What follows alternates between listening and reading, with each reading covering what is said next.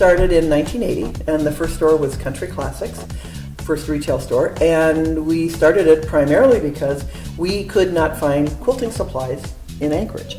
And we were in need of them because we had a grandmother who had left us these quilt tops that were not finished, and we were going to have to send away for supplies. And we thought, well, we'll do that. But there's a business idea here, and that might be fun to see if we could do a business. And we were both teachers.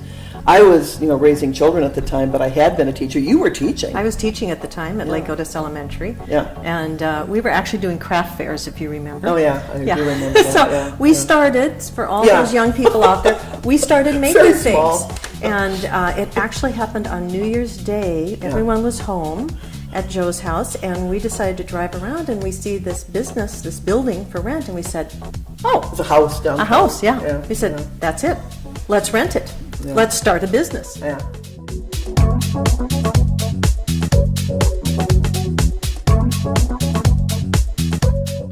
We're in this class with about 30 or 40 other people, all women, who have started quilt shops. And so this is a business class, how to make your quilt shop better. So the guy teaching the class is going, around the room, and we were like in seat number 10 maybe, or 12, saying, okay, why did you open this business? Why did you open your business? And so the ladies are saying, oh, I love quilts, and I love to quilt, and I love this, and I love that, and blah, blah, blah. So it gets to us, and Jana and I look at each other, and we said, we wanted to make money. And we felt bad. We felt bad about our answer. But that was the truth. But we felt bad. And he said, bingo. That's the answer. That's the only answer. That's the only answer.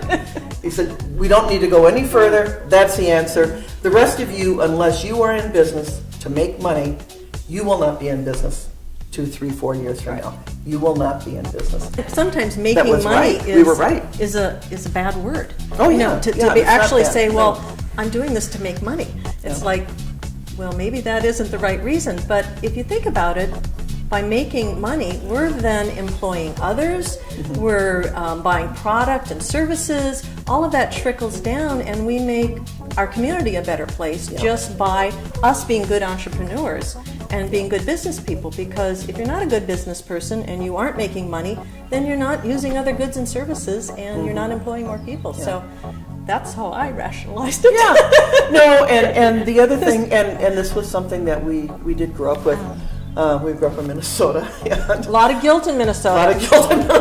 And we also have the two of us, each of us, and individually and together, we've received a number of philanthropy awards. We give back to the community, and I think that that's very important. If you are a business person or whatever you are, and you live in this community, and this is where you make your money, it is imperative that you give back to the community. And so we have, in a large way, for many, many years, given back to many organizations, many institutions that we donate to, that we volunteer with.